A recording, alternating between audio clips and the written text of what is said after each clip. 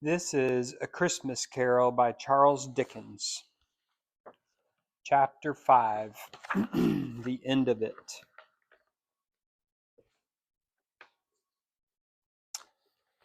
Yes, and the bedpost was his own. The bed was his own. The room was his own. Best and happiest of all, the time before him was his own to make amends in. I will live in the past, the present, and the future, Scrooge repeated as he scrambled out of bed. The spirits of all three shall strive within me.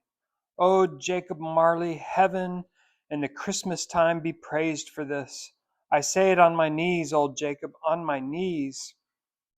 He was so fluttered and so glowing with his good intentions that his broken voice could scarcely answer to his call. He had been sobbing violently in his conflict with the spirit, and his face was wet with tears.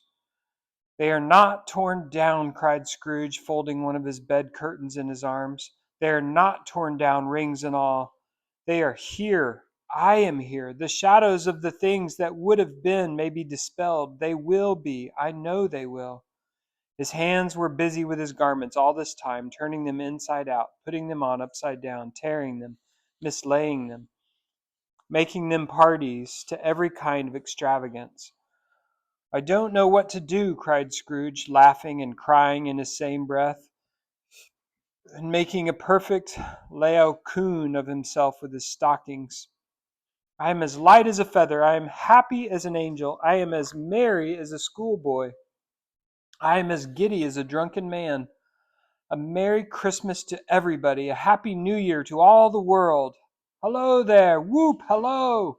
He had frisked into the sitting room and was now standing there, perfectly winded. There's the saucepan that the gruel was in, cried Scrooge, starting off again and going round the fireplace. There's the door by which the ghost of Jacob Marley entered. There's the corner where the ghost of Christmas Present sat. There's the window where I saw the wandering spirits. It's all right. It's all true. It all happened. Ha ha ha. Really, for a man who had been out of practice for so many years, it was a splendid laugh, a most illustrious laugh, the father of a long, long line of brilliant laughs. I don't know what day of the month it is, said Scrooge. I don't know quite how long I've been among the spirits. I don't know anything. I'm quite a baby. Never mind, I don't care. I'd rather be a baby. Hello, whoop, hello there. He was checked in his transports by the churches ringing out the lustiest peals he had ever heard.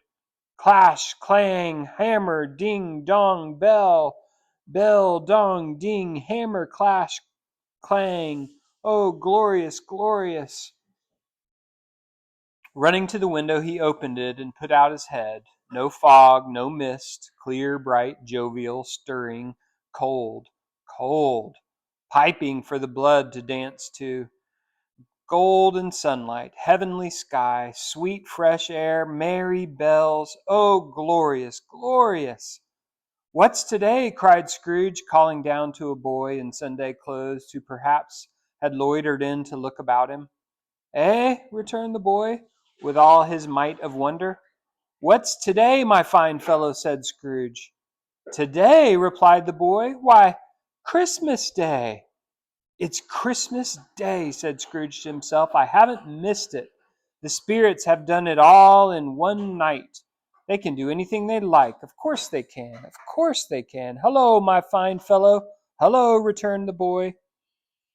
Do you know the poulterers in the next street but one at the corner? Scrooge inquired. I should hope I did, replied the lad. An intelligent boy, said Scrooge. A remarkable boy. Do you know whether they've sold the prize turkey that was hanging up there? Not the little prize turkey, the big one. What? The one as big as me? Returned the boy. What a delightful boy, said Scrooge. It's a pleasure to talk to him. Yes, my buck. It's hanging there now, replied the boy. Is it? Said Scrooge. Go and buy it. Walker! Exclaimed the boy. No, no, said Scrooge. I am in earnest. Go and buy it, and tell him to bring it here, that I may give them the direction where to take it. Come back with the man, and I'll give you a shilling. Come back with him in less than 5 minutes, and I'll give you half a crown. The boy was off like a shot. He must have had a steady hand at a trigger who could have got off a shot half so fast. "I'll send it to Bob Cratchit's," whispered Scrooge, rubbing his hands and splitting with a laugh. "He shan't know who sends it. It's twice the size of Tiny Tim. Joe Miller never made such a joke as sending it to Bob's will be." The hand in which he wrote the address was not a steady one, but write it he did, somehow, and went downstairs to open the street door, ready for the coming of the poulterer's man. As he stood there waiting his arrival, the knocker caught his eye. "I shall love it, as long as I lived," cried Scrooge, patting it with his hand. "I scarcely ever looked at it before. What an honest expression it has in its face! It's a wonderful knocker. Here's the turkey. Hullo! Whoop! How are you? Merry Christmas!" It was a turkey. He never could have stood upon his legs, that bird. He would have snapped 'em off short in a minute, like sticks of sealing wax. "Why, it's impossible to carry that to Camden Town," said Scrooge. "You must have a cab." The chuckle with which he said this, and the chuckle with which he paid for the turkey, and the chuckle with which he paid for the cab, and the chuckle with which he recompensed the boy, were only to be exceeded by the chuckle with which he sat down breathless in his chair again, and chuckled till he cried. Shaving was not an easy task, for his hands continued to shake very much, and shaving requires attention even when you don't dance while you're at it. But if he had cut the end of his nose off, he would have put a piece of sticking plaster over it and been quite satisfied. He dressed himself, all in his best, and at last got out into the streets. The people were by this time pouring forth, as he had seen them, with the ghost of Christmas present, and walking with his hands behind him. Scrooge regarded every one with a delighted smile. He looked so irresistibly pleasant, in a word, that 3 or 4 good-humored fellows said, "Good morning, sir. A Merry Christmas to you." And Scrooge said often afterwards that of all the blithe sounds he had ever heard, those were the blithest in his ears. He had not gone far, when, coming on towards him, he beheld the portly gentleman who had walked into his counting-house the day before and said, "Scrooge and Marley's, I believe." It sent a pang across his heart to think how this old gentleman would look upon him when they met, but he knew what path lay straight before him, and he took it. "My dear sir," said Scrooge, quickening his pace and taking the old gentleman by both hands, "how do you do? I hope you succeeded yesterday. It was very kind of you. A Merry Christmas to you, sir." "Mr. Scrooge?" "Yes," said Scrooge, "that is my name, and I fear it may not be pleasant to you. Allow me to ask your pardon, and will you have the goodness—" Here Scrooge whispered in his ear. "Lord bless me!" cried the gentleman, as if his breath were taken away. "My dear Mr. Scrooge, are you serious?" "If you please," said Scrooge, "not a farthing less. A great many back payments are included in it, I assure you. Will you do me that favor?" "My dear sir," said the other, shaking hands with him, "I don't know what to say to such "Don't say anything, please," retorted Scrooge. "Come and see me. Will you come and see me?" "I will," cried the old gentleman, and it was clear he meant to do it. "Thank ye," said Scrooge. "I am much obliged to you. I thank you 50 times. Bless you." He went to church, and walked about the streets, and watched the people hurrying to and fro, and patted children on the head, and questioned beggars, and looked down into the kitchens of houses, and up to the windows, and found that everything could yield him pleasure. He had never dreamed that that anything could give him so much happiness. In the afternoon he turned his steps towards his nephew's house. He passed the door a dozen times before he had the courage to go up and knock. But he made a dash and did it. "Is your master at home, my dear?" said Scrooge to the girl. "Nice girl. Very." "Yes, sir." "Where is he, my love?" said Scrooge. "He's in the dining room, sir, along with mistress. I'll show you upstairs, if you please." "Thank ye. He knows me," said Scrooge, with his hand already on the dining room lock. "I'll go in here, my dear." He turned it gently, and sidled his face in round the door. They were looking at the table, which was spread out in great array, for these young housekeepers are always nervous on such points, and like to see that everything is right. "Fred," said Scrooge. Dear heart alive, how his niece by marriage started! Scrooge had forgotten for the moment about her sitting in the corner with the footstool, or he wouldn't have done it on any account. "Why, bless my soul!" cried Fred. "Who's that?" "It's I, your uncle Scrooge. I have come to dinner. Will you let me in, Fred?"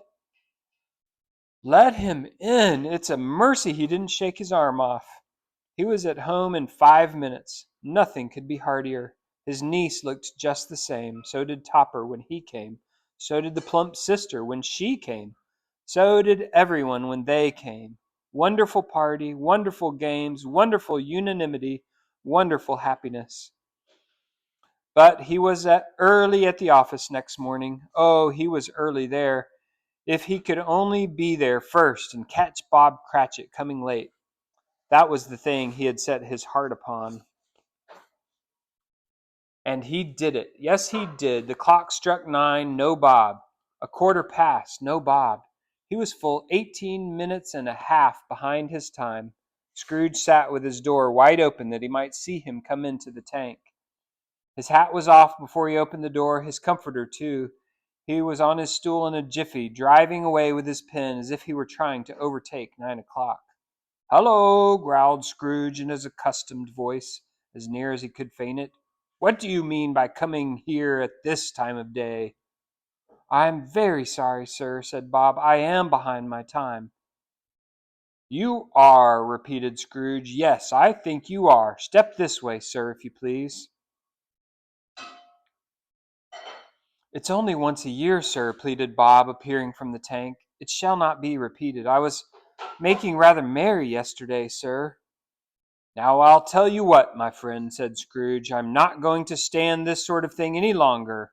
And therefore," he continued, leaping from his stool and giving Bob such a dig in his waistcoat that he staggered back into the tank again, "and therefore I am about to raise your salary." Bob trembled and got a little nearer to the ruler.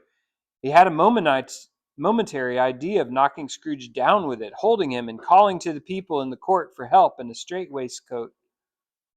"A Merry Christmas, Bob," said Scrooge with an earnestness that could not be mistaken, and he clapped him on the back. "A merrier Christmas, Bob, my good fellow, than I have given you for many a year. I'll raise your salary and endeavor to assist your struggling family. And we will discuss your affairs this very afternoon over a Christmas bowl of smoking bishop. Make up the fires and buy another coal scuttle before you do it, Bob Cratchit. Oh, make up the fires and buy another coal scuttle before you dot another I, Bob Cratchit." Scrooge was better than his word. He did it all, and infinitely more, and to Tiny Tim, who did not die. He was a second father. He became as good a friend, as good a master, and as good a man as the good old city knew, or any other good old city, town, or borough in the good old world. Some people laughed to see the alteration in him, but he let them laugh, and little heeded them, for he was wise enough to know that nothing ever happened on this globe, for good, at which some people do not have their fill of laughter in the outset. And knowing that such as these would be blind anyway, he thought it quite as well that they should wrinkle up their eyes in grins as have the malady in less attractive forms. His own heart laughed, and that was quite enough for him. He had no further intercourse with spirits, but lived upon the total abstinence principle ever afterwards. And it was always said of him that he knew how to keep Christmas well, if any man alive possessed the knowledge. May that be truly said of us and all of us. And so, as Tiny Tim observed, God bless us, every one. The end.